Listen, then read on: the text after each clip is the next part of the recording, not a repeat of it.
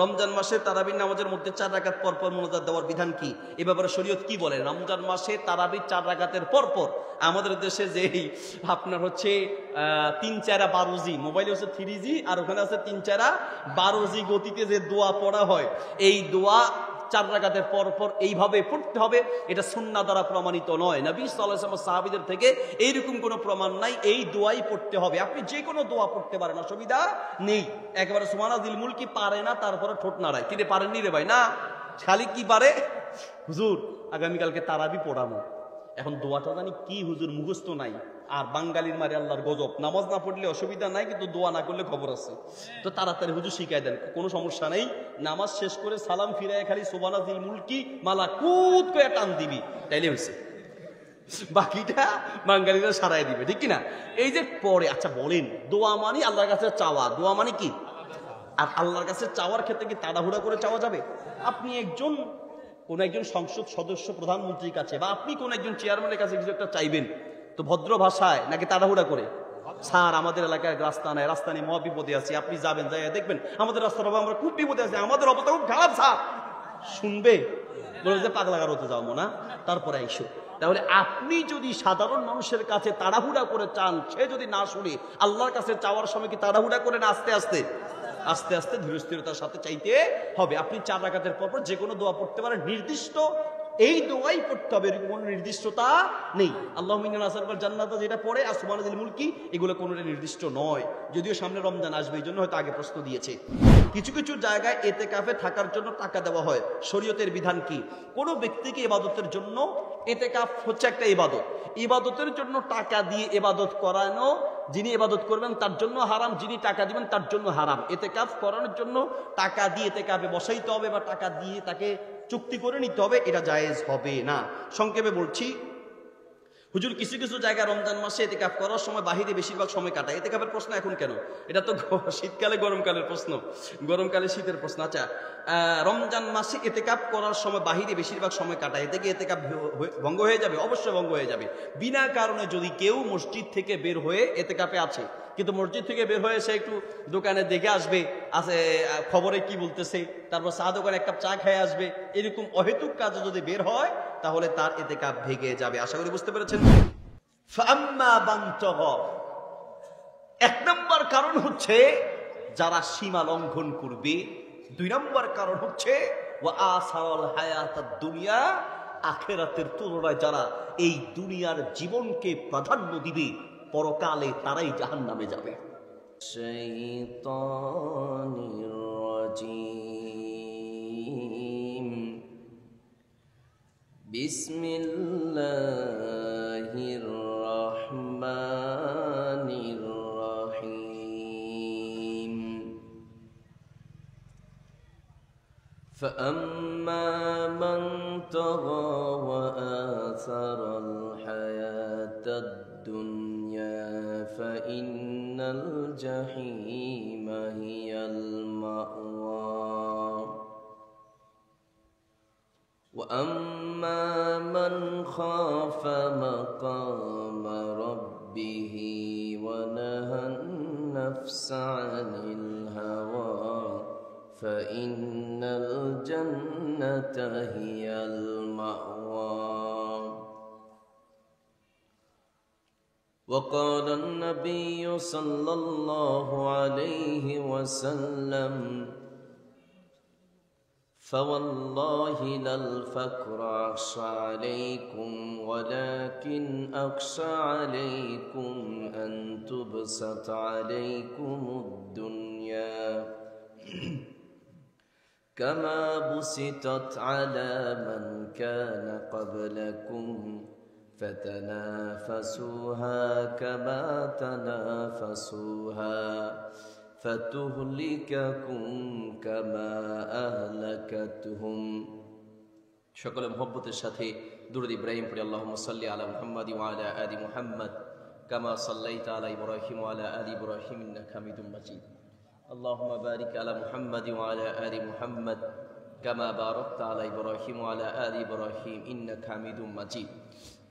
সূরা নাজিয়াতের 37, 38, 39, 40 নম্বর আয়াতে আল্লাহ বলেছেন ফাআম্মা মান তাগা وآثر الحياة الدنيا فأما من طغى وآثر الحياة الدنيا فإن الجحيم هي المأوى। এই পৃথিবীতে মানুষ জাহান্নামে যাওয়ার সবচেয়ে বড় কারণ হলো দুইটা। কয়টা কারণ? দুইটা কারণ, দুটি কারণ। ফাম্মা মান তাগা, এক নম্বর কারণ হচ্ছে যারা সীমা লঙ্ঘন করবে। দুই নম্বর কারণ হচ্ছে ওয়া আসারাল হায়াতাদ দুনিয়া, আখিরাতের তুলনায় যারা এই দুনিয়ার জীবনকে প্রাধান্য দিবে পরকালে তারাই জাহান্নামে যাবে। হুজুর, হুজুর দুনিয়াকে প্রাধান্য না দিয়ে উপায় আছে? হুজুর, হুজুর দুনিয়া ছাড়া কি আমাদের চলবে নাকি? দুনিয়া না থাকলে আমরা কি বলেন হুজুর? হুজুর দুনিয়া তো লাগবে। আমিও বলি দুনিয়া লাগবে। কতক্ষণ লাগবে জানেন? একটু মধু যদি এখানে ছেড়ে দেন তো পিঁপড়া দেখবেন, কিছু পিঁপড়া আছে চালাক, তারা মধু একটু খায় আবার চলে যায়, আবার কিছুক্ষণ পর আসে একটু মধু খেয়ে আবার চলে যায়। আর কিছু মধু আছে, কিছু পিঁপড়া আছে বোকা, খেতে খেতে যেতে যেতে একেবারে মধুর মাঝখানে গিয়ে বাপদাদার নাম ডুবাইয়া খেয়ে আটকে যায়, না সামনে যেতে পারে না পিছনে আসতে পারে। দুনিয়া তুমি ততটুকু নাও যতটুকু তোমার দরকার আছে, যত বাড়াবে তত বেড়াবে। দুনিয়া দুনিয়া করে এমন হয় এই দুনিয়াকেই তোমাকে শেষ পর্যন্ত এই দুনিয়ার লোভ তোমাকে ধ্বংস করে ছাড়ে, ঠিক কিনা? তুমি বলো আমাকে, তুমি কতটা দুনিয়ার পিছনে ঘুরো? তার বাস্তবতা তোমাকে বলছি। ছেলেটাকে আপনি বলছেন বাবা তাড়াতাড়ি ঘুমাও, সকালে অঙ্কের স্যার আসবে।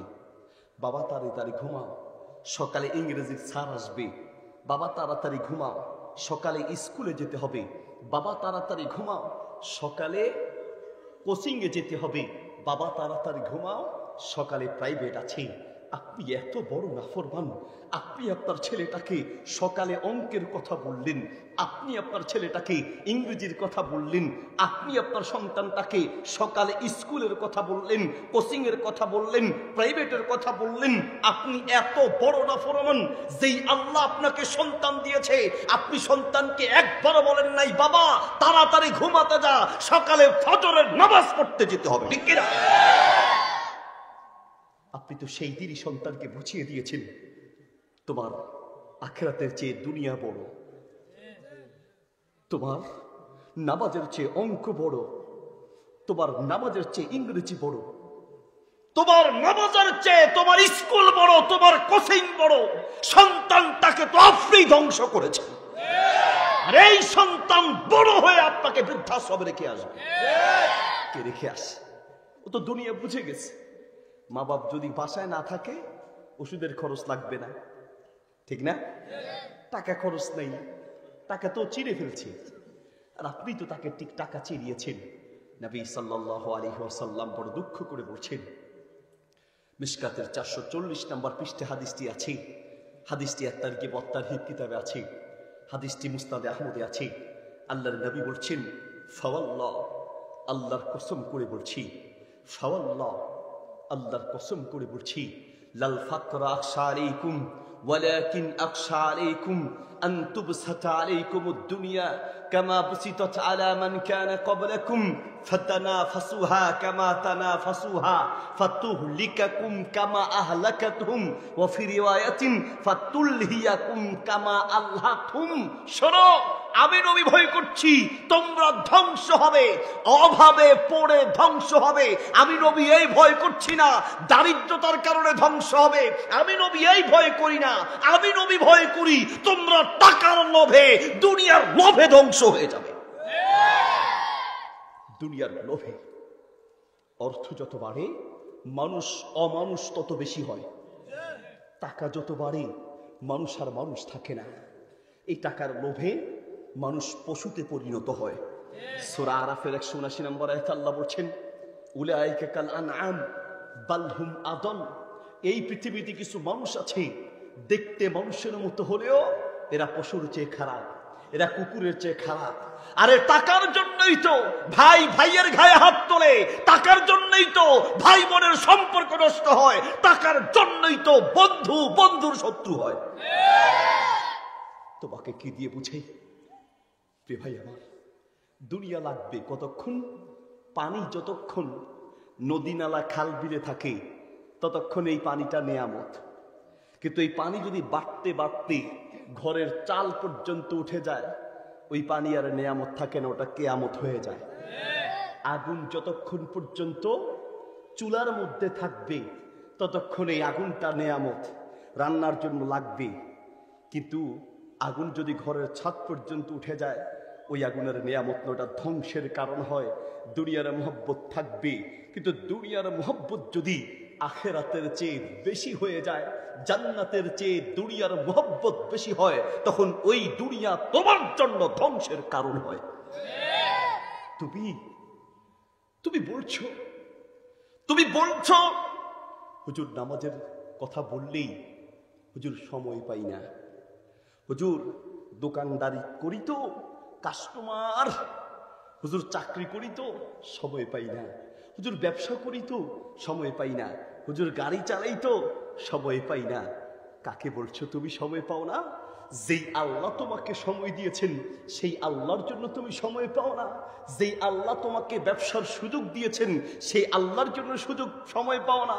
যেই আল্লাহ তোমাকে চাকরির সুযোগ দিয়েছেন সেই আল্লাহর জন্য সময় পাও না।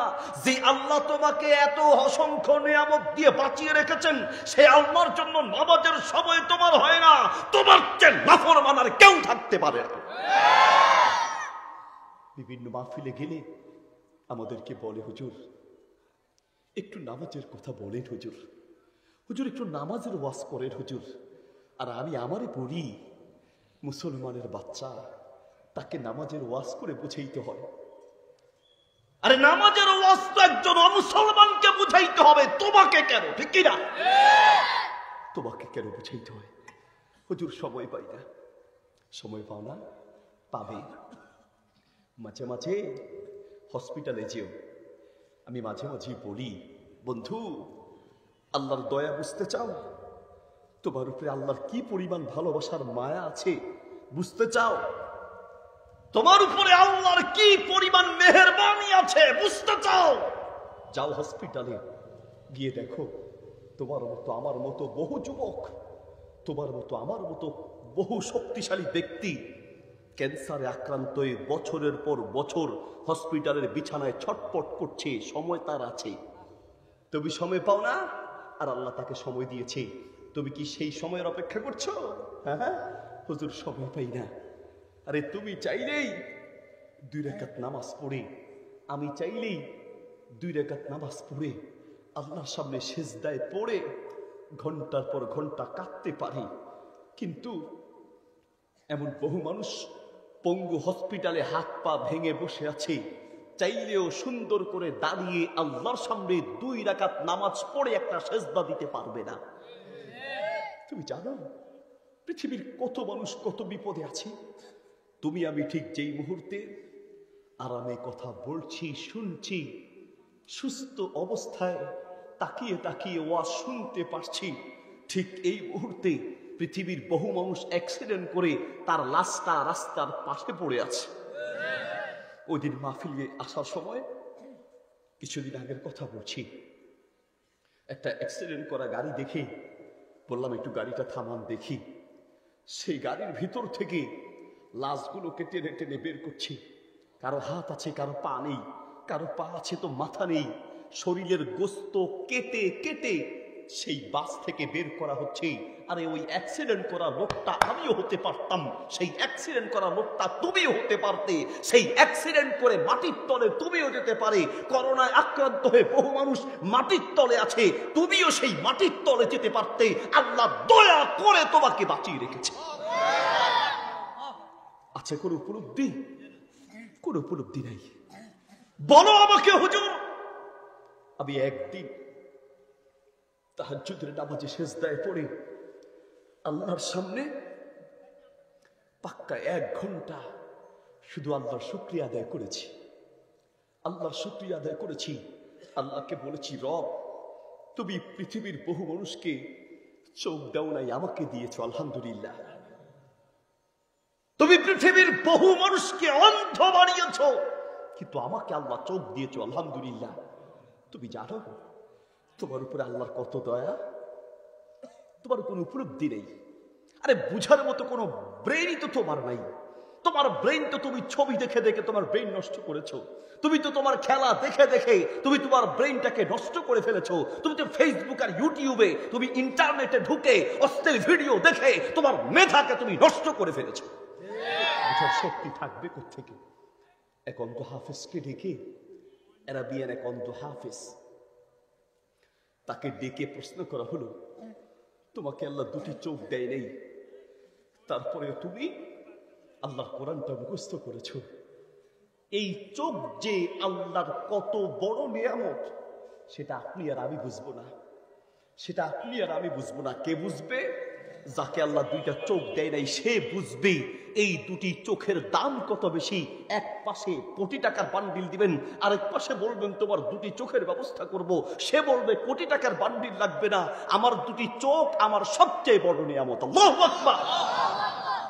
যার দুটি চোখ নেই সেই বুঝে ইচ্ছা করলেই মায়ের চেহারার দিকে একটু তাকাতে পারবে না, ইচ্ছা করলেই কলিজার টুকরো বাবার চেহারাটা দেখার মতো তৌফিক যার নাই, নিজের আদরের ছেলে আর মেয়েকে দেখার তৌফিক যার নাই, দুনিয়ার এই সৌন্দর্য দেখার তৌফিক যার নাই, সেই বুঝে এই দুটি চোখ যে কত বড় নিয়ামত।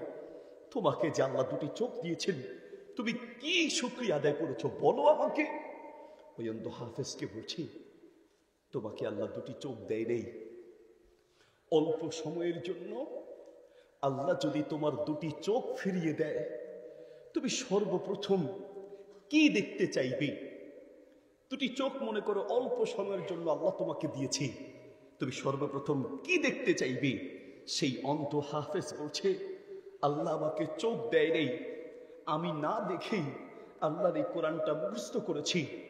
আমি সর্বপ্রথম যদি চোখ ফিরে পাই, অল্প সময়ের জন্য যদি ফিরে পাই, আমি সর্বপ্রথম আল্লাহর কোরআনের আয়াতের অক্ষর আর শব্দগুলোর দিকে তাকাবো।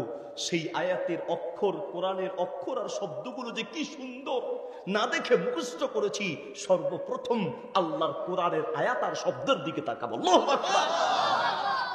তোমার মতো চোখ আমার জন্য ধিক্কার। তোমাকে আল্লাহ চোখ দিয়েছে, সেই চোখ দিয়ে তুমি খেলা দেখতে পারো, সেই চোখ দিয়ে ছবি দেখতে পারো, সেই চোখ দিয়ে অশ্লীল ভিডিও দেখতে পারো। এখন পর্যন্ত বছরের পর বছর গিয়েছে, আল্লাহর কোরআন দেখার তৌফিক তোমার হয় নাই। তোমার মতো নাফরমান কে হতে পারে বলো?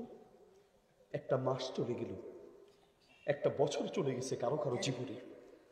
এই এক বছরে এমন বহু মানুষ আছে, রমজানে যে একবার কোরআন পড়ছে, এই পর্যন্ত সে একবারও কোরআন দেখার মতো তৌফিক হয় নাই। আছে কিনা? তোমার এই চোখ থাকবে না বন্ধু, তোমার এই চোখ আল্লাহ রাখবে না। কথা আমি বলি না, হাফেজ সাহেবরা আছে এখানে? হাফেজ সাহেবরা আছে না? সূরা তাহা 124, 25, 26 এবং 27 নম্বর আয়াতে আল্লাহ বলছেন, ওয়ামান আ'রাযা আন যিকরি ফাইন্না লাহু মাঈশাতান দানকা। বান্দা, আমি আল্লাহ তোমাকে জীবন দিয়েছিলাম, আর আমি আল্লাহ তোমার কাছে আমার কোরআন পাঠিয়েছিলাম। এরপরে আমি তোমাকে দুটি সুন্দর চোখ দিয়েছি, সেই চোখ দিয়ে আমার কোরআন দেখবে। ঠোঁট আর মুখ দিয়েছি, জিহ্বা দিয়েছি, সেই জিহ্বা দিয়ে তুমি আমার এই কোরআন পড়বে। কিন্তু যখন আমার এই কোরআনটা না পড়ে সেই কোরআনটা থেকে মুখ ফিরিয়ে নিলে ফাইন্না লাহু মাঈশাতান দানকা, আমি তোমার জীবনটাকে সংকীর্ণ করে দিব। ঘরে শান্তি পাবে না, বাহিরে শান্তি পাবে না, রাস্তাঘাটে হাতে মাঠে সব জায়গায় অশান্তি আর অশান্তি। আমি তোমার জীবনটাকে অশান্তিতে ভরপুর করে দিব। এই হলো দুনিয়ার আযাব, এই হলো দুনিয়ার গজব। আর আখিরাতের শাস্তি কি জানো? ওয়া নাহশুরুহু, আমি তাকে উঠাবো, ইয়াউমাল কিয়ামা, কোন দিন? কিয়ামতের দিন। আমা, অন্ধ করে কালা রব্বি, সে বলবে হে আমার রব, লিমা হাসারতানি, কেন আজ আমাকে উঠালে আমা, অন্ধ করে, ওয়াকাদ কুনতু বাসীরা, আমার তো চোখ ছিল, আমি দেখতাম, আরে আমি তো খেলা দেখেছি, আমি তো ব্রাজিল আর্জেন্টিনার খেলা রাতের পরে রাত দাঁড়িয়ে দেখেছি, আমি তো ছবি দেখেছি, আমি তো নাচ দেখেছি, আমি সব দেখেছি। বান্দা সব দেখেছো, কিন্তু আমার কোরআনটা তো দেখো নাই। আল্লাহু আকবার। কালা রব্বি লিমা হাসারতানি আমা ওয়াকাদ কুনতু বাসীরা, রব আমাকে কেন অন্ধ বানিয়েছো? দুনিয়ায় তো আমার চোখ ছিল, আমি তো দেখতাম, সব দেখেছি। কালা কাযালিকা, আরে কথাটা তো যেন আল্লাহ আপনাকে বলছেন, কথাটা তো যেন আল্লাহ আপনাকে বলছেন। আরে ডানে বামে তাকানোর সুযোগ নেই তো ভাই, আরেকজন কি করছে সেটা দেখার সুযোগ তো নাই। আরে আপনি কি জবাব দিবেন সেই টেনশন থাকলেই তো আপনি রাতে ঘুমানোর কথা না, ঠিক না? আপনি তো রাতে ঘুমানোর কথা না। কালা রব্বি লিমা হাসারতানি আমা, রব আমার তো চোখ ছিল, আমি দেখতাম, কেন আজকে আমাকে অন্ধ করে উঠালে? কালা কাযালিকা আতাতকা আয়াতুনা, বান্দা তুমি ঠিক বলেছো, তোমাকে আমি আল্লাহ চোখ দিয়েছিলাম, বড় মায়া করে চোখ দিয়েছি, এমন চোখ দিয়েছি যেই চোখ পৃথিবীর কেউ বানাতে পারবে না, এমন চোখ দিয়েছি যেই চোখের চার্জ দেওয়া লাগতো না, এমন চোখ দিয়েছি যেই চোখ পাল্টানোর প্রয়োজন হতো না। আমি আল্লাহ তোমাকে এত সুন্দর করে চোখ দিয়েছি। কাযালিকা আতাতকা আয়াতুনা ফানাসিতাহা, আমি তোমাকে চোখ দিয়ে আমি আল্লাহ কোরআন পাঠিয়েছিলাম যেন আমার এই কোরআনটা পড়তে পারো। ফানাসিতাহা, কিন্তু আমার এই কোরআনটা তুমি ভুলে গেলে, আমার এই কোরআনের কোনো গুরুত্ব দাও নাই। তুমি অঙ্কের গুরুত্ব দিয়েছো, তুমি ইংরেজির গুরুত্ব দিয়েছো, তুমি দুনিয়ার সিনেমার গুরুত্ব দিয়েছো, তুমি দুনিয়ার খেলার গুরুত্ব দিয়েছো, কিন্তু কোরআনের গুরুত্ব দাও নাই। ওয়াকাযালিকাল ইয়াউমা তুনসা, তুমি যেহেতু আমার কোরআনকে ভুলে গিয়েছো, আজ কিয়ামতের মাঠে আমি আল্লাহ তোমাকে ভুলে গেলাম। নাউযুবিল্লাহ। আর আল্লাহ যাকে ভুলে যাবে তার জাহান্নাম ছাড়া কোনো উপায় আছে? কোনো উপায় নেই। নবী সাল্লাল্লাহু আলাইহি ওয়াসাল্লাম সিজদায় গিয়ে দোয়া করতেন, আল্লাহুম্মা হাসিবনি হিসাবান ইয়াসীরা, আল্লাহ আমার হিসাবটা সহজ করে নাও, সহজ করে নাও, আমার হিসাবটা আল্লাহ সহজ করে নিও। রাসূল সাল্লাল্লাহু আলাইহি সাল্লামকে প্রশ্ন করা হয়েছে, আপনি হিসাব সহজের জন্য এত বেশি দোয়া কেন করেন? আল্লাহর নবী বলছেন, আয়েশা, আল্লাহ যদি হিসাব সহজ করে না নেয়, কোন ব্যক্তি তার আমল দিয়ে জান্নাত পাবে না। আল্লাহ শুধুমাত্র তাকেই জান্নাত দিবে যাকে দয়া করে হিসাবটা সহজ করে নিবে। আল্লাহু আকবার। আল্লাহ যদি ধরে বান্দা হিসাব দে, সে শেষ। খালি হিসাব যদি চায়, সে ধরা খেয়ে গেছে, তার কপালে জান্নাত নাই। হিসাব সহজ কাকে বলে?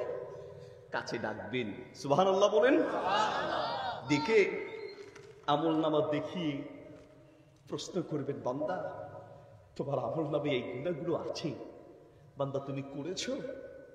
বান্দা বলবে, বালা, নাম ইয়া রব্বি, হ্যাঁ আমার রব, করেছি। আমার ফেরেশতারা ভুল লিখেছে। লা ইয়া রব্বি, ভুল লেখে নাই, আমি করেছি, আমি অপরাধ করেছি। তোমার কোনো ওজর আছে? রব, আমার কোনো ওজর নাই। তাহলে এখন তোমার কি হবে? রব, আপনি যা বলবেন তাই হবে, আপনার কথার বাইরে তো কিছু নেই। বান্দা, তোমার এই গুনাহগুলো তুমি করেছো, আমল নামায় আছে, আমি আল্লাহ জানি, কিন্তু তুমি কিছু আমল করেছো যেই আমলের কারণে আমি আল্লাহ তোমার উপরে খুশি আছি। তোমার এই গুনাহগুলোকে দুনিয়ায় আমি গোপন রেখেছি, আজকে আমাদের মাঠেও কাউকে বললাম না। বান্দা, আমি আল্লাহ নিজ দয়ায় তোমাকে ক্ষমা করে তোমার অপরাধ গোপন রেখে তোমাকে জান্নাতের মেহমান বানায় দিলাম। বলেন, এবার বলেন, এমন কি আমল আপনার জীবনে আছে যে আমল নিয়ে কিয়ামতের মাঠে বলতে পারবেন, আল্লাহ আপনার জন্য এই আমলগুলো আমার স্পেশাল আমল আছে? আরে আপনি আপনার ছেলের জন্য অনেক কিছু করেছেন, আপনি আপনার মেয়ের জন্য করেছেন, জীবনটা তো শেষ করেছেন সন্তান আর বিবির জন্য, ঠিক কিনা? আপনি কয় টাকা খান মাসে? বছরে আপনার কয় টাকা লাগে? এই 1.5 বিঘা পেটের জন্য কয় টাকা লাগে আপনার? আপনি বলবেন হুজুর আমি আমার জন্য না। কেন এত টাকা ইনকাম করেন? কেন এইভাবে টাকার পিছনে দৌড়ান? আরে কেন নিজের দেশটা ছেড়ে বিদেশে চলে যান? কেন যান বলেন আপনি? অধিকাংশ প্রবাসীরা বিদেশে যায় নিজের সুখের চিন্তা করে। কথা বলতে হবে, নিজের জন্য না। না, আমি নিজ চোখে দেখেছি, বহু প্রবাসীকে দেখেছি, বহু মালদ্বীপ মাহফিল করতে যাব, মালদ্বীপ তো এয়ারপোর্টে গেলাম, এয়ারপোর্টে ঢুকবে প্রত্যেকটা প্রবাসী যখন এয়ারপোর্টে যায়, এয়ারপোর্টে যাওয়ার পরে নিজেকে খুব শক্ত করে ধরে রাখে, চোখের পানি পড়তে দেয় না। কারণ পুরুষরা চোখ দিয়া কাঁদে না, পুরুষরা কলিজা দিয়া কাঁদে। মহিলারা চাইলেই হাউমাউ করে কাঁদতে পারে, কিন্তু পুরুষরা চাইলেই কাঁদতে পারে না। পুরুষদের কলিজা ভেঙে চুরবার হয়ে যায়, তবুও চোখ দিয়ে পানি বের হয় না। কাঁদলেও গোপনে কাঁদে, কাঁদলেও বাথরুমের দরজা বন্ধ করে কাঁদে, কাঁদলেও রাতে ঘরের দরজা বন্ধ করে নীরবে একা একা কম্বলের তলে বসে কাঁদে। এয়ারপোর্টে গেছে, নিজেকে খুব শক্ত করে ধরে রাখে। ভিতরে যখন ইমিগ্রেশন কাউন্টারের কাছে যায়, নিজের মায়ের দেশ, বাবার দেশ, নিজের আত্মীয় স্বজন, বন্ধু বান্ধব, নিজের কলিজার টুকরা সন্তান আর আদরের স্ত্রী সব রেখে চলে যাচ্ছে। ইমিগ্রেশন কাউন্টারের ভিতরে যখন যায়, আস্তে আস্তে চোখের পানি টপ টপ করে পড়তে শুরু হয়। যখন প্লেনে উঠে, প্লেনটা যখন ছাড়ে, কলিজা ধুপ ধুপ করে। প্লেনটা যখন উপরে উঠে, জানালা দিয়ে নিজের দেশের দিকে তাকায়া থাকে। আমার মাতৃভূমি, আমার মায়ের দেশ, আমার বাবার দেশ, দেশ ছেড়ে চলে যাচ্ছে।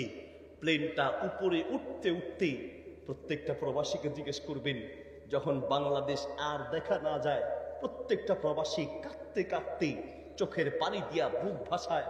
আপনি নিজের দেশ ছাড়লেন, বিদেশে গিয়ে এমন রুমে থাকে, নিজের রান্না নিজে করতে হয়। অসুস্থ হলে মাথায় পানি দেওয়ার মতো একজন মানুষ খুঁজে পাওয়া যায় না, একটা প্যারাসিটামল এনে দিবে এমন একটা লোক পাওয়া যায় না। কেন গিয়েছেন? কেন বিদেশে যান? কেন নিজের দেশ ছেড়ে বিদেশে যাচ্ছেন?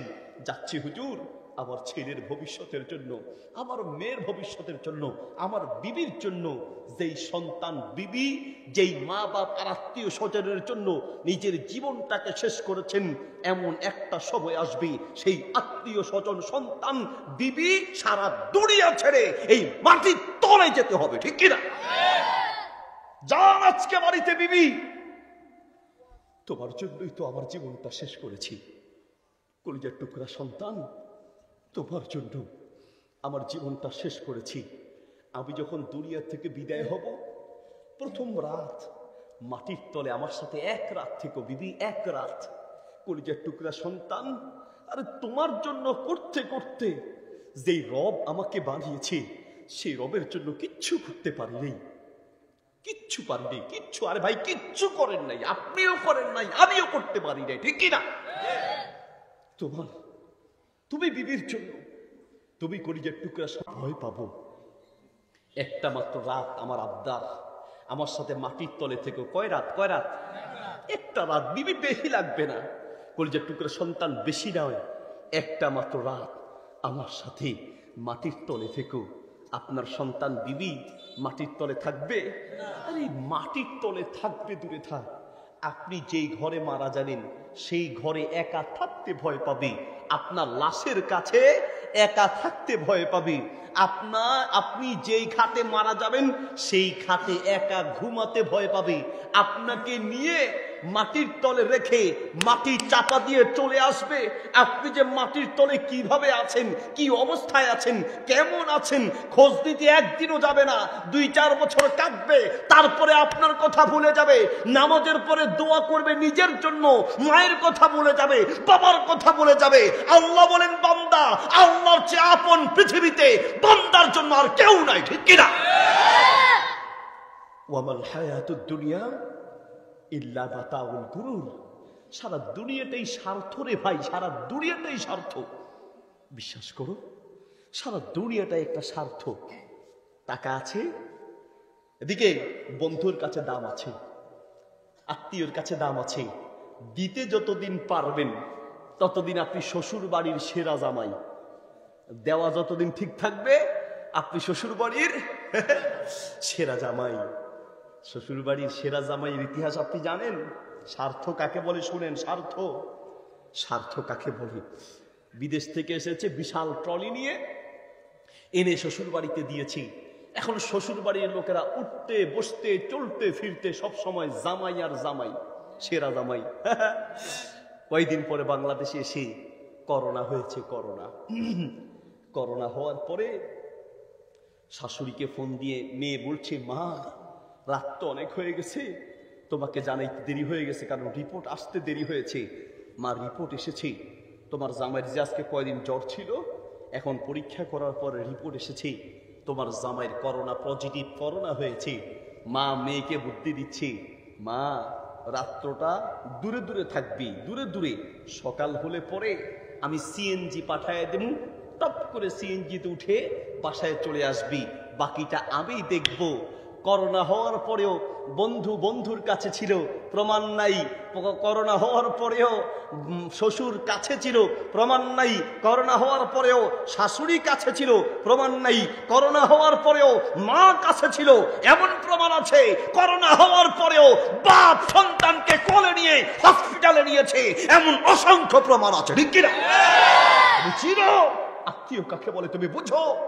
তুমি তো শ্বশুর শাশুড়ি পেয়ে তোমার কলিজার টুকরা মা বাপকে তুমি ভুলে গেলা। প্রিয় ভাই আমার, কিন্তু মা বাপ যতই আদর করুক, যতই ভালোবাসুক, মৃত্যুর পরে আর আপনাকে রাখবে না।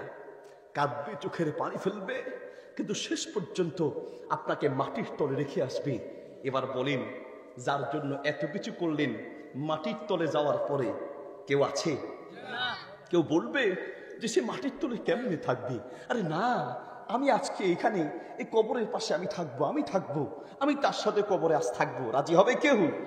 কেউ রাজি হবে না, কেউ রাজি হবে না। আল্লাহ বলেন, বান্দা বিশ্বাস করো, আল্লাহ ছাড়া কেউ নেই। কিয়ামতের মাঠে আত-তারগীব ওয়াত-তারহীব কিতাব এসেছে, বান্দাকে কাছে রাখবেন। কষ্ট হচ্ছে মনে আপনাদের? ছেড়ে দিব আলোচনা। ডেকে আর রাফাহু নিয়ামাহু, স্মরণ করে দিবেন, বান্দা আমি তোমাকে অনেক নিয়ামত দিয়েছি, যা পৃথিবীর অনেক মানুষকে নিয়ামত দেই নেই। আমি তোমাকে এমন অসংখ্য নিয়ামত দিয়েছি যা পৃথিবীর বহু মানুষকে দেই নেই। তোমাকে দুটি পা দিয়েছি, পৃথিবীর বহু মানুষকে আল্লাহ পা দেয় নেই। তোমাকে হাত দিয়েছে, পৃথিবীর বহু মানুষকে হাত দেয় নেই। যাকে নিয়ামত যত বেশি দিয়েছে তার প্রশ্ন তত বেশি হবে। তোমাকে আল্লাহ অর্থ দিয়েছে, এই অর্থের প্রশ্ন কিয়ামতের মাঠে হবে। একটা কথা না বললে ওয়াজের হক আদায় হবে না। এই জন্য কথাটা আমি বলতে হবে, বলতে আমি বাধ্য। তুমি রাগ করবা, তারপরে আমি বলছি। আমি জানি তুমি মনে কষ্ট নিবা, তারপরে আমি বলবো। বলতে আমি বাধ্য, আমি বলতে বাধ্য। এই জন্য বলছি। নবী সাল্লাল্লাহু আলাইহি ওয়াসাল্লাম বলেন, কিয়ামতের মাঠে সুবহানাল্লাহ, প্রত্যেকটা মানুষ যখন দাঁড়াবে, লা তাজুলু কদামা আবদিন হাত্তা ইউসআলা আন উমরিহি ফিমা আফনাহু, বান্দা তার এক চুল পরিমাণ পা নড়াতে পারবে না যতক্ষণ না পর্যন্ত তার জীবনের হিসাব দিবে। আরে আল্লাহর সামনে দাঁড়িয়ে জীবনের হিসাব দিতে হবে। আরে আল্লাহর সামনে দাঁড়িয়ে জীবনের হিসাব দিতে হবে। এর চেয়ে ভয়ঙ্কর কথা আর কি হতে পারে? এর চেয়ে ভয়ঙ্কর কথা কি হতে পারে? সাহাবীরা 1 মাসের সফরে গিয়েছেন। 1 মাস পরে এসে আল্লাহ রাসূলের চেহারার দিকে তাকিয়ে চোখের পানি ছেড়ে দিলেন। ইয়া রাসূলুল্লাহ, শিবতা ইয়া রাসূলুল্লাহ, শিবতা ইয়া রাসূলুল্লাহ। হে আল্লাহর রাসূল, আপনার চেহারা কেমন মলিন হয়ে আছে। আপনি মনে হয় খুব টেনশন করে, অল্প বয়সে আপনি বুড়ো হয়ে যাচ্ছেন। মানুষ বেশি টেনশন করলে তাড়াতাড়ি অসুস্থ হয়ে যায়, দাড়ি তাড়াতাড়ি পাক পেকে যায়, চুল পেকে যায়, চেহারায় বৃদ্ধের ভাব চলে আসে। ইয়া রাসূলুল্লাহ, আপনি খুব অল্প বয়সে বুড়ো হয়ে গেছেন, কি টেনশন করেন? আল্লাহ রাসূল সাল্লাল্লাহু আলাইহি ওয়াসাল্লাম বললেন, সাহাবীরা, শাইয়াবাতনি সূরাতু হুদিন ওয়া আখওয়াতুহা, আমি নবীকে অল্প বয়সে বুড়ো বানিয়ে দিয়েছে সূরা হুদ আর সূরা হুদের মতো কয়েকটি সূরা, যেই সূরায় উল্লেখ আছে কিয়ামতের মাঠে আল্লাহর সামনে দাঁড়িয়ে হিসাব দিতে হবে, আল্লাহর সামনে দাঁড়িয়ে হিসাব দিতে হবে।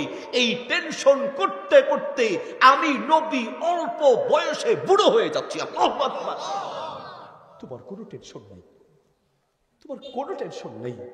মিন আইনা ইকতাসাবাহু ওয়া ফীমা আনফাকাহু, কিয়ামতের মাঠে তুমি কোথা থেকে টাকা এনেছো আর কোথায় খরচ করেছো, কিয়ামতের মাঠে হিসাব দিতে হবে।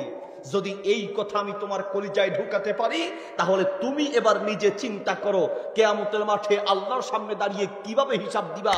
তুমি যে ব্রাজিলের পতাকা বানিয়েছো, তুমি যে আর্জেন্টিনার পতাকা বানিয়েছো, তুমি যে ব্রাজিল আর আর্জেন্টিনার জন্য শত শত টাকা খরচ করেছো, কিয়ামতের মাঠে আল্লাহর সামনে আসামির কাঠগড়ায় দাঁড়াতে হবে। তোমার পছন্দ হোক বা না হোক, আমি দেখেছি তো আসার সময়। আর আমার চোখ তো অন্ধ নয় ভাই, আমি দেখেছি তো আপনাদের বাজারের অবস্থা আছে কি নাই, আমি দেখেছি।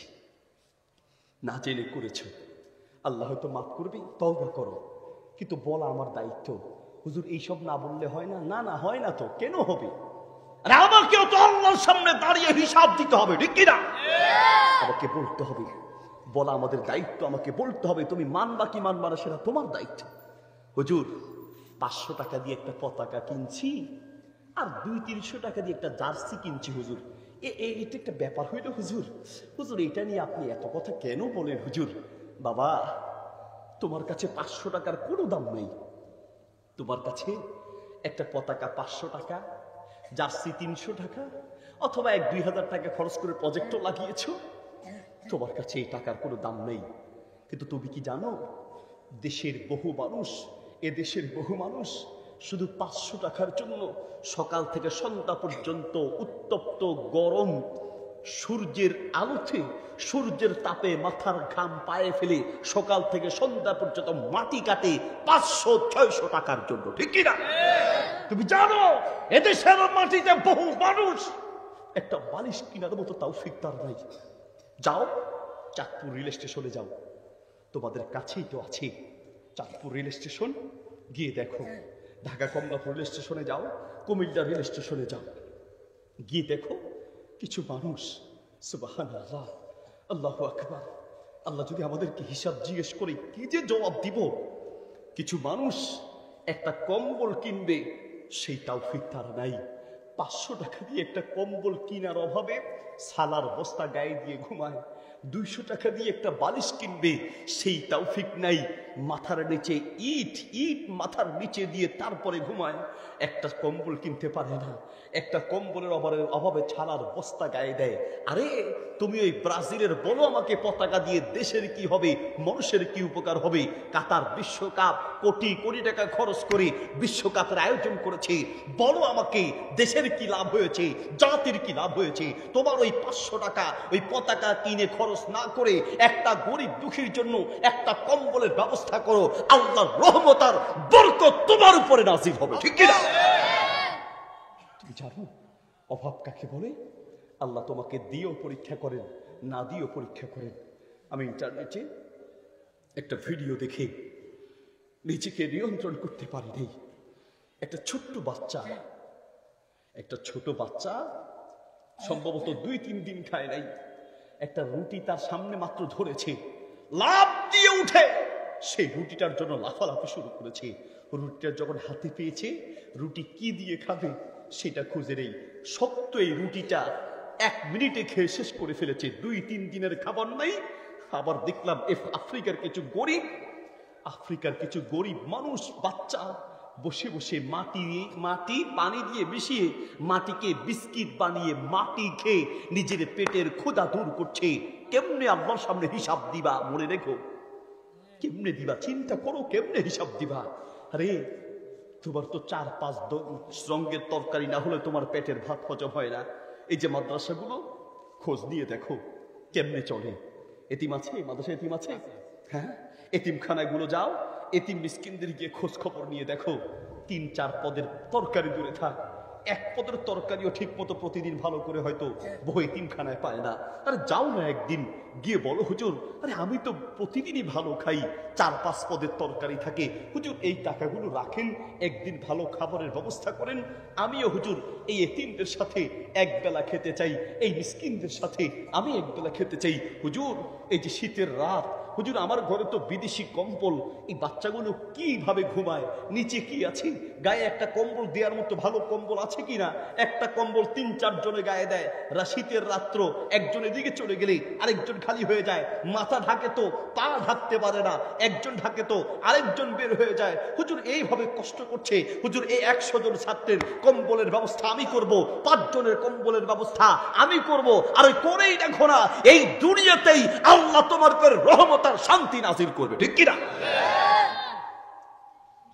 কিয়ামতের মাঠে আল্লাহ কাছে ডাকবেন, ডেকে প্রশ্ন করবেন, আর রাফাহু নিয়াহু স্মরণ করাবেন, বান্দা তোমাকে আমি আল্লাহ এত নিয়ামত দিয়েছি, মাযা আমিলতা ফিয়া, ও বান্দা বলো তো দেখি আমি আল্লাহর জন্য কি করেছি। কার জন্য? কার জন্য? আল্লাহর জন্য। প্রশ্ন রেখে গেলাম, শেষ মাহফিল মনে করেন, হয়তো এই মাহফিল আমার জীবনের শেষ মাহফিল হতে পারে, পারে কিনা? আপনার জীবনেরও শেষ মাহফিল হতে পারে। এমন বহু বক্তার সাথে মাহফিল করেছি, গত বছর মাহফিল করেছি, এবছর নাই, এবছর আমি আছি, আগামী বছর থাকবো তার কোনো গ্যারান্টি নেই। একই স্টেজে মাহফিল করে উত্তরবঙ্গ থেকে আমি ফেনী এসেছি, কিন্তু আমার সাথের বক্তা আসতে পারে নেই, রাস্তায় অ্যাক্সিডেন্ট করে দুনিয়া থেকে বিদায় হয়েছি। একই মঞ্চে বক্তব্য দিয়েছি, বক্তব্যের মঞ্চেই স্ট্রোক করে দুনিয়া থেকে বিদায় হয়েছে, বক্তব্যের মঞ্চ থেকে নেমে রুমে যেতে না যেতেই স্ট্রোক করে হসপিটালে গিয়ে দুনিয়া থেকে বিদায় হয়েছে। আরে আমারও আজকের মাহফিল জীবনের শেষ মাহফিল হতে পারে, তোমারও আজকের মাহফিল জীবনের শেষ মাহফিল হতে পারে। একটা প্রশ্ন রেখে যাই, বন্ধু তোমাকে বন্ধু হিসেবে বলছি, ভাই তোমাকে ভাই হিসেবে বলছি, বাবা ছেলে হিসেবে বলছি, বাবা ছেলে হিসেবে বলছি, হাত ধরে বলছি, কলিজার ভালোবাসা দিয়ে বলছি, একটা প্রশ্ন কিয়ামত পর্যন্ত মনে রাখবে, মৃত্যুর আগ পর্যন্ত মনে রাখবে, আল্লাহ প্রশ্ন করবেন, মাযা আমিলতা ফিয়া, বান্দা আমি আল্লাহ যে তোমাকে এত নিয়ামত দিলাম, বলো আমি আল্লাহর জন্য কি করেছো, আমি আল্লাহর জন্য কি করেছো, আল্লাহর জন্য কি করেছো, আপনি আল্লাহর জন্য কি করেছেন, কি করেছেন, কি জবাব দিবেন? এই কথাটা কারো কলিজায় ঢুকলে তার জীবনটা পরিবর্তন হয়ে যাবে, ঠিক কিনা?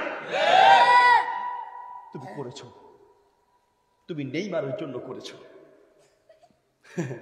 ফেসবুকে দেখলাম দোয়ার আয়োজন করছে, দোয়ার আয়োজন। কিসের দোয়া? যে নেইমার অসুস্থ, তো নেইমার অসুস্থ, সে যেন সুস্থ হয় তার জন্য হাত তুলে দোয়ার আয়োজন করছে। তোমার দোয়ায় তো ব্রাজিল গেছে, আছে না গেছে? আরে কান্দাকারী কাকে বলে? ফেসবুক না থাকলে দেশে যে এত পাগলের কারখানা আছে, ফেসবুক শরীফ না থাকলে বোঝা যাইতো না, ঠিক কিনা? পাগল কাকে বলে? ও দোয়া করে নেইমারের সুস্থতার জন্য। নেইমার কি মুসলমান? অমুসলিম না? হ্যাঁ, নাকি আপনাদের মাদ্রাসার হুজুর, মসজিদের ইমাম? একজন অমুসলিমের জন্য তুমি দোয়া করো, চোখের পানি ফেলো। হ্যাঁ, খেলা যখন শুরু হয় ও প্রস্রাব করতে যায় না, কেন রে? না না, খেলা শেষ হোক। কি হয়েছে? প্রস্রাবের থলি ওর ফেটে যায়, কিডনি নষ্ট হওয়ার অবস্থা, তারপরেও যায় না। আমি যদি যাই, যদি গোল খায়া যায়, গোল ঠেকাইতে হবে। খেলে কাতার আর গোল ঠেকায় বাংলাদেশে। পাগল কি আর গাছে ধরে? পাগল কি আর গাছে ধরে?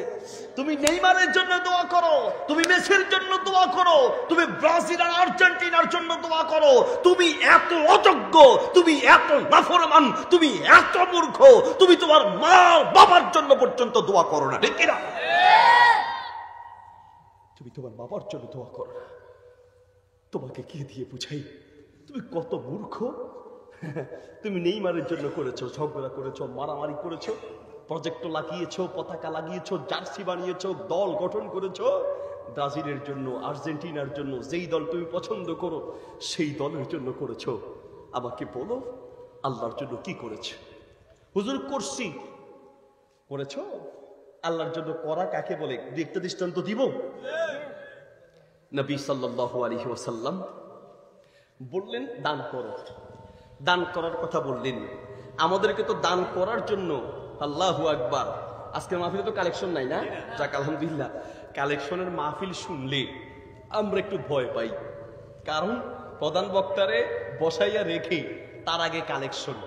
বক্তা, প্রধান বক্তা মানে উনি হলেও ওই যে আমরা ছোটবেলায় সাপ খেলা দেখতে যাইতাম, তো সাপ খেলা দেখতে গেলে দেখবেন যে সাপ, এই খালি সাপ বাইর করতেই আছে, র র র র, মানে খালি বাইর করতেই আছে, করতে করতেই তার 2-3 ঘন্টা শেষ। আসলে সে কথা কুকথা যা বলবে সব বলবে, টাকা কালেকশন করবে, শেষে কাজ জাস্ট একটু দেখাবে। তা আমাদের দেশের অনেক অধিকাংশ কালেকশনের মাহফিল হলো আছে প্রধান বক্তা আসতেছে, আইসে রে, কোথায় আছে, অমুক জায়গায় আছে, বসেন রে, এই রে সেই রে, আর আধা ঘন্টা কালেকশন, 1 ঘন্টা কালেকশন, মানে শেষ। কারণ কালেকশনের বক্তা টাকা 500 নেওয়ার জন্য এমন মার হাবা চা খাবা হেইও না বললে আর 500 টাকা বাইর হয় না, ঠিক কিনা? এই হলো আমাদের অবস্থা। নবী সাল্লাল্লাহু আলাইহি সাল্লাম বললেন তোমরা দান করো। ওমর রাদিয়াল্লাহু তাআলা আনহু যা সম্পত্তি ছিল অর্ধেক ভাগ করে পরিবারের কাছে, এই অর্ধেক তোমাদের জন্য রেখে গেলাম, পুরো সম্পত্তির বাকি অর্ধেক নিয়ে এসে আল্লাহর নবীকে বললেন অর্ধেক রেখে বাকি অর্ধেক আল্লাহর জন্য নিয়ে এসেছি। আল্লাহু আকবার। অর্ধেক যা সম্পত্তি ছিল তার অর্ধেক আল্লাহ সন্তুষ্টির জন্য দান করলেন। এবার অন্যান্য সাহাবীরাও দান করলেন, কেউ 5 ভাগের 1 ভাগ, কেউ 6 ভাগের 1 ভাগ। ওমর রাদিয়াল্লাহু তাআলা আনহু নিয়ে এসে সম্পত্তি পাশে দাঁড়ায় আছে, মনে মনে চিন্তা যে সব সময় আমাদের আমলের দিকে 1 নম্বরে যিনি থাকে তার নাম কি? আবু বকর রাদিয়াল্লাহু তাআলা আনহু। তো তিনি চিন্তা করেন যে সব সময় আবু বকর রাদিয়াল্লাহু তাআলা আনহু সবার আগে আগে থাকে, এইবার ইনশাআল্লাহ আমি 1 নম্বরে থাকবো। কে কে? ওমর রাদিয়াল্লাহু তাআলা। তিনি মনে করলেন যে এইবার আমি ইনশাআল্লাহ কয় নম্বরে? 1 নম্বরে। চুপ হয়ে বসে আছেন আর অপেক্ষা করছেন আবু বকর আসুক। আবু বকর রাদিয়াল্লাহু তাআলা আসতেছেন, আসতে দেখেই আবু বকর রাদিয়াল্লাহু তাআলাকে দেখে ওমর রাদিয়াল্লাহু তাআলা আরেকটু কাছে গেলেন। আবু বকর রাদিয়াল্লাহু তাআলা আসলেন, আসার পরে আল্লাহ রাসূল জিজ্ঞেস করলেন মা আবকাইতা লি আহলিক, পরিবারের জন্য কি পরিমাণ রেখে আর কতটুকু নিয়ে এসেছো? আবু বকর রাদিয়াল্লাহু তাআলা বললেন ইয়া রাসূলুল্লাহ, পরিবারের কথা জিজ্ঞেস করছেন? আবকাইতু লাহুম আল্লাহ ওয়া রাসূলাহু, পরিবারের জন্য আল্লাহর তার রাসূলকে রেখে বাকি সব সম্পদ আল্লাহর সন্তুষ্টির জন্য নিয়ে এসেছে। ওমর রাদিয়াল্লাহু তাআলা অবাক হয়ে গেলেন, আর আমি ভাবছি আমি অর্ধেক নিয়ে এসেছি, আমি এবার হয়তো আগাবো। আরে কি করলো? সুবহানাল্লাহ বলেন। আল্লাহর জন্য করা কাকে বলে, কি দিয়ে আপনাকে বোঝাই। আবু লুবাবা, তার একটা খেজুর গাছ আছে, একজন ইয়েতিম আল্লাহর নবী সাল্লাল্লাহু আলাইহি ওয়াসাল্লামের কাছে এসে বলছে ইয়া রাসূলুল্লাহ, আবু লুবাবার একটা খেজুর গাছ আমার দেয়ালের পাশে, এই খেজুর গাছটা আমার খুব দরকার। এতিমের আবদার তো রাসূল সাল্লাল্লাহু আলাইহি ওয়াসাল্লাম ফেলতে পারেন না। দুনিয়ার সবার আবদার ফেরানো যায়, কোন এতিমের আবদার ফেরানো যায় না। আল্লাহু আকবার। এতিম বলেছে তো। আবু লুবাবাকে ডাকলেন, দেখে বললেন আবু লুবাবা, তোমার একটা খেজুর গাছ আছে, ওই খেজুর গাছটা এতিমের দরকার, খেজুর গাছটা এতিমকে দিয়ে দাও। তুমি যদি এই খেজুর গাছটা এতিমকে দাও, টাকা যা লাগে নাও, তবে তুমি যদি দাও এর বিনিময়ে আল্লাহ তোমাকে জান্নাতের জান্নাতি খেজুর গাছ দান করবে। এতিমকে একটা খেজুর গাছ দাও না তুমি। আবু লুবাবা বলছে লা আবিউ, আমি বিক্রি করব না। বলেছি ইয়া রাসূলুল্লাহ, আমি এই গাছ বিক্রি করব না। সে চলে গেলেন। রাসূল সাল্লাল্লাহু আলাইহি ওয়াসাল্লামের পাশে থেকে আবু দাহদা শুনলেন, শুনে আল্লাহ রাসূলের কাছে এসে বললেন ইয়া রাসূলুল্লাহ, আবু লুবাবার গাছটা আপনি এতিমকে দিতে চেয়েছেন, আপনি বলেছেন এই গাছটা এতিমকে দিলে জান্নাতের খেজুর গাছ পাওয়া যাবে, আর জান্নাতের খেজুর গাছ পাওয়ার মানেই তো জান্নাত পাওয়া। তো আমি সে রাজি হয় নাই, আমি যদি সেই খেজুর গাছটা কিনে দিতে পারি তাহলে জান্নাতের খেজুর গাছের যে সুসংবাদ সেটা আমার জন্য থাকবে কিনা, আমার জন্য এই ব্যবস্থা থাকবে কিনা। আল্লাহ রাসূল সাল্লাল্লাহু আলাইহি ওয়াসাল্লাম আবু দাহদাকে বলেন, আবু দাহদা, যদি তুমি সেই খেজুর গাছ কিনে দিতে পারো তাহলে জান্নাতের খেজুর গাছের সেই সুসংবাদ তোমার জন্য থাকবে। সুবহানাল্লাহ।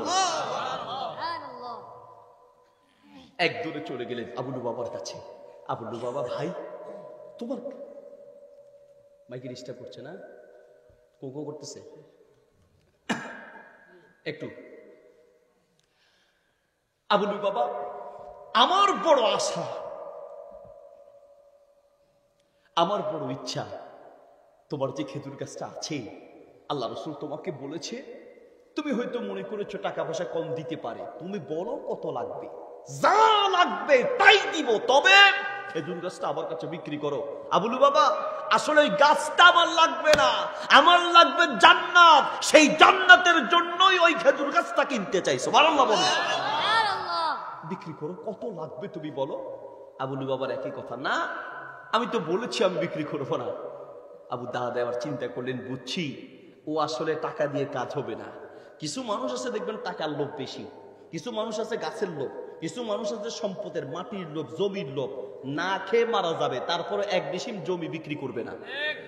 না খেয়ে মরে গেলে মরে যাবো, হসপিটালে যায় মরার অবস্থা, খবরদার আমার জায়গায় হাত দিবি না, মরে যাবে, তারপর টিপসই দিবে না, চাইতে পারে না, মানে টিপসই আঙ্গুল দরকার ভাইঙ্গা নিজে পকেটে ঢুকায় রাখবে, তারপরও সে জায়গা বিক্রি করবে না। আছে না কিছু মানুষ আছে, বিচার মানি তাল গাছ, তাল গাছ আমার। এক একজনের এক এক লোভ। তো আবুলু বাবার লোভ ছিল গাছের লোভ। আবু দাদা বলছে, আচ্ছা ঠিক আছে, তুমি গাছ দিবা না, গাছ বিক্রি করবো না, টাকা লাগবে না, আচ্ছা বাদ দিলাম।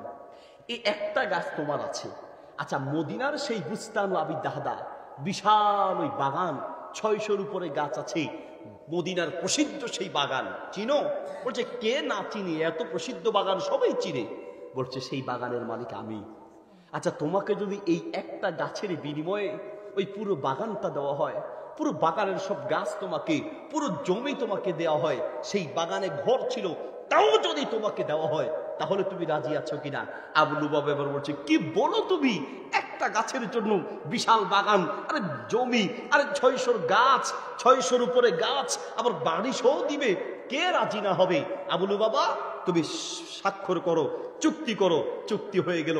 আল্লাহ রসুলের কাছে গিয়ে, ইয়া রাসূলুল্লাহ আমি সফল হয়েছি, এতিমকে গাছটা দেন, আমি গাছটা নিতে পেরেছি, কিনেছি। আরে আবু দাদা কেমনে কিনলা? ইয়া রাসূলুল্লাহ ওই একটা গাছ পেলে জান্নাত পাওয়া যাবে, সেই জান্নাতের আশায় আমি একটা গাছ কিনতে গিয়ে পুরো বাগান দিয়েছি, পুরো জমি দিয়েছি, পুরো বাগান, পুরো ঘর সব দিয়েছি। কি বলো আবু দাদা? ইয়া রাসূলুল্লাহ আমার জন্য জান্নাতের সেই খেজুর গাছ থাকবে কিনা? আরে তোমার জন্য জান্নাতের খেজুর গাছ তো থাকবেই থাকবে, আল্লাহ তোমাকে জান্নাতের মেহমান বানায় দিবে। এক দৌড়ে চলে গেলেন বাসায়। বিবি যা আছে সব নিয়ে বের হও। বিবি কি বলেন স্বামী? হ্যাঁ সব বিক্রি করেছি। আরে পুরো বাগান? হ্যাঁ হ্যাঁ পুরো বাগান, মাটি সব বিক্রি করেছি। তাই নাকি বিবি? স্বামী আপনি এত সুন্দর বাগান, হ্যাঁ এটা কেউ বিক্রি করে? হ্যাঁ আমি বিক্রি করেছি, ঘর ঘর সব বিক্রি করেছি। বিবি বের হও। স্বামী কত দামে বিক্রি করেছেন? বিবি চওড়া দামে বিক্রি করছি, অনেক চওড়া দামে। স্বামী কত দামে বিক্রি করেছেন? বিবি তুমি মন খারাপ করবে না তো? না না স্বামী বলেন। বিবি আল্লাহ রসুল বলেছেন একটা গাছ কিনে দিতে পারলে জান্নাত পাওয়া যাবে, জান্নাতের খেজুর গাছ পাওয়া যাবে। সেই জান্নাতের আশায় একটা খেজুর গাছ কিনতে গিয়ে পুরো বাগান, পুরো জমিন, পুরো ঘর দিয়েছি। বিবি তুমি রাগ করেছো? বিবি বলছে কি বলেন স্বামী, এত চওড়া দামে আপনি বিক্রি করেছেন। আরে রাগ করবো কেন? আরে দুনিয়া দিয়ে কি হবে, ওই জান্নাতটাই তো আমাদের লাগবে। আল্লাহু আকবার। আল্লাহর জন্য আপনি মসজিদে মাসে 1000 টাকা দেন, আপনার পাওয়ার কাকে বলে? আপনার পাওয়ারে মসজিদের ইমাম 2 মাস পর পর পাল্টে, ঠিক না? আপনি মাসে 1-2 হাজার টাকা দিয়া আপনি যে বাহাদুরি আর যে বাম্পার দেখান, আপনার এই সমস্ত বাম্পারগিরি, আপনার কমিটিগিরি, আপনার কেশিয়ারি, সভাপতিগিরি, সেক্রেটারি, আপনার এই সমস্ত কমিটিগিরি মসজিদের বাহিরে, মসজিদের ভিতরে কোনো কমিটিগিরি নাই, ঠিক না? তোমাকে কি দিয়া বুঝাই, তোমাকে কি দিয়া বুঝাই? আল্লাহর জন্য কি করেছেন আপনি? আর একটা ঘটনা বলি, আলোচনা শেষ করবো ইনশাল্লাহ। ওমর ইবনে আব্দুল আজিজ রাহিমাহুল্লাহ, ইসলামের 5ম খলিফা যাকে বলা হয়, তিনি বসে আছেন। তার ছোট্ট একটা মেয়ে কাঁদতে কাঁদতে তার কাছে চলে আসলেন।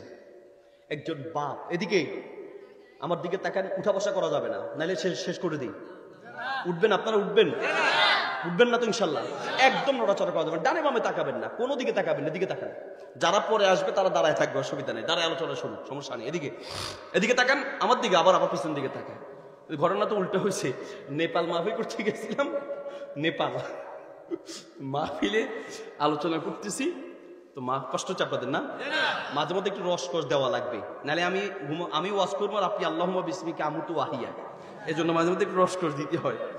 তো নেপাল মাহফিল করতেছি, মাহফিলওয়ালারা একবার সামনের দিকে, শ্রোতারা একবার সামনে একবার পিছনে, একবার সামনে একবার পিছনে। তো আমি যতবার জিগাই পিছনে কি, ততবার এরা আরো পিছনে তাকায়। কিন্তু বিপদে পড়লাম, কি কারে ওয়াজ করবো। একজনের দিকে জিজ্ঞেস করলাম, ভাই আমি তো আপনাদের ভাষায় কথা বলছি, চেষ্টা করছি আপনাদেরকে বোঝানোর জন্য, না আপনারা তো নেপালিয়ান, অন্য দেশের মানুষ, আপনারা কি আসলে আমার ভাষা ভালো করে বুঝতে পারছেন? যাকে জিজ্ঞেস করছে সে কো, হুজুর আপনার ভাষা একদম 100% বুঝতেছি, আমাদের বুঝতে সামান্য কোনো কষ্ট নেই, আমরা হয়তো আপনার মতো করে বলতে পারবো না, কিন্তু আমরা বুঝি, আপনার কথা একদম পরিপূর্ণ বুঝতেছি হুজুর, আপনি টেনশন করবেন না, ওয়াজ করেন। তো যদি আমার ভাষা আপনি বুঝেন, শ্রোতারা বুঝে, সবাই বুঝে, তো খালি পিছনে তাকায়, ঘটনা কি? পিছনে বিরিয়ানি পাকাইতে আছে, তো বিরিয়ানি পিছনে বিরিয়ানি পাকাইতে আছে। আজকে কি পিছনে বিরিয়ানি আছে নাকি? সামনে আছে? কোনো দিকে নাই, তো তাহলে টেনশন কিসের? খেলা আছে? নাই, খেলা নাই, আসলে নেই। খেলা কি আছে নাকি? ওই দিন মাহফিল করতে গেলাম, আর এক জেলায় হুজুর তাড়াতাড়ি শেষ করেন, খেলা আছে।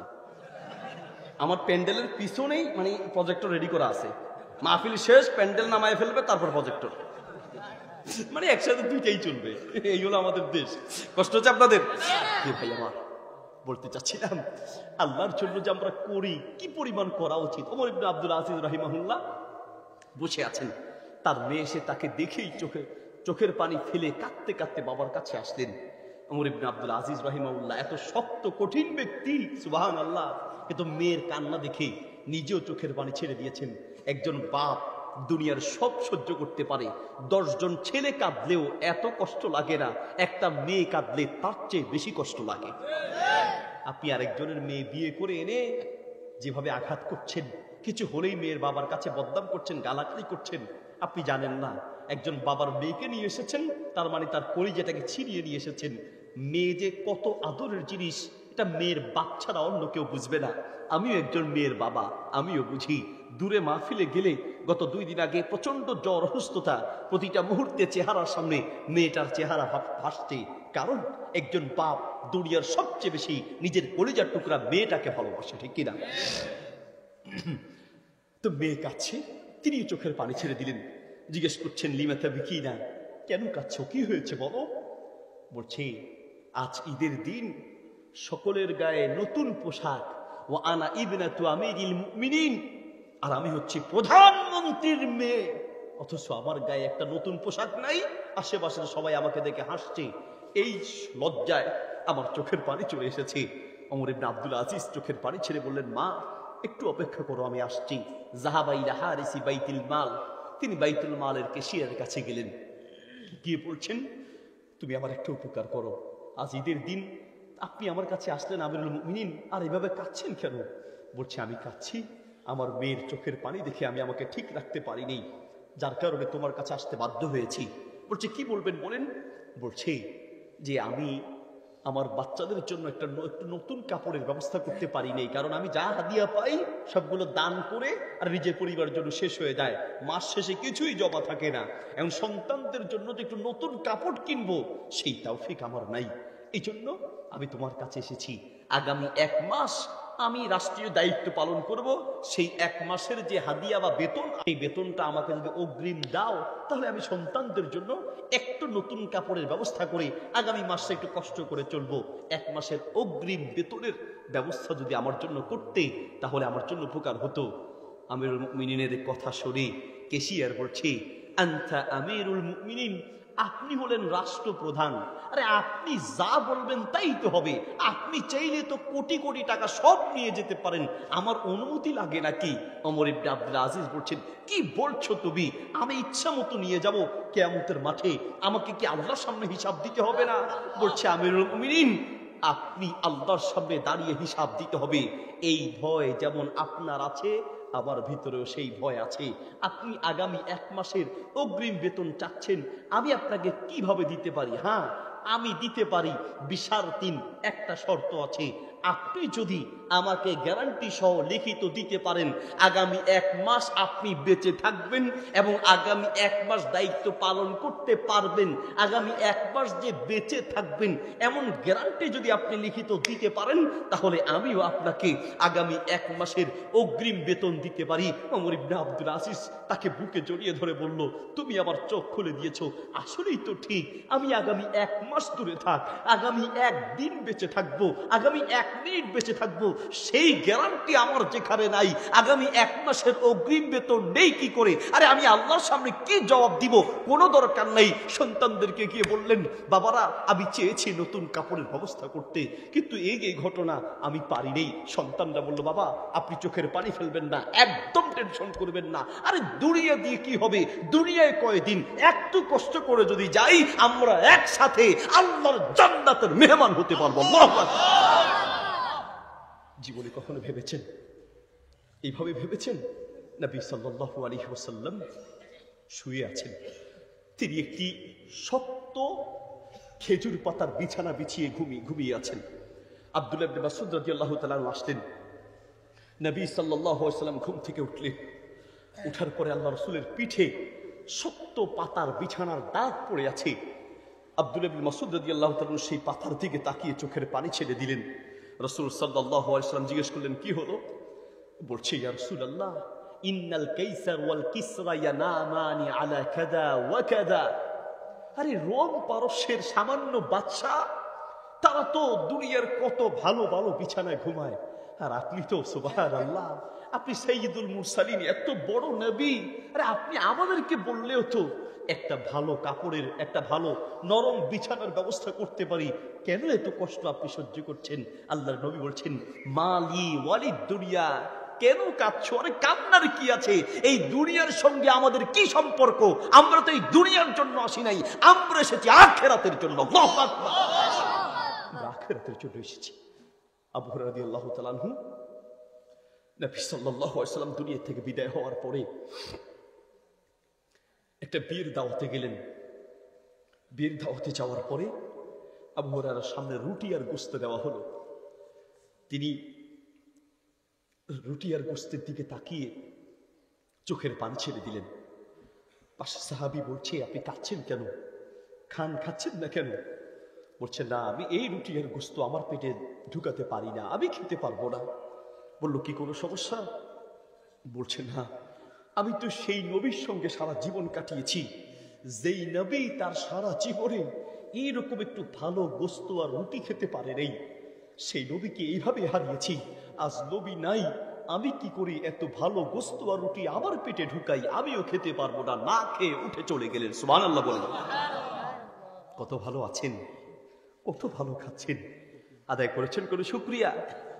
ফাআম্মা মান তাগা ওয়া আসারাল হায়াতাদ দুনিয়া ফাইন্নাল জাহিমা হিয়াল মাওয়া। যারা খালি দুনিয়া দুনিয়া করে, খালি দুনিয়া নিয়েই চিন্তা করে, এরাই জাহান্নামে যায়।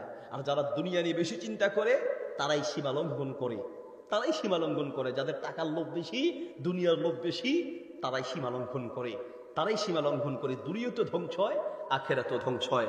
আল্লাহ সুবহানাহু ওয়া তাআলা আমাদের সবাইকে আল্লাহর আযাব আর গজব থেকে বাঁচার তৌফিক দান করুন, আমিন।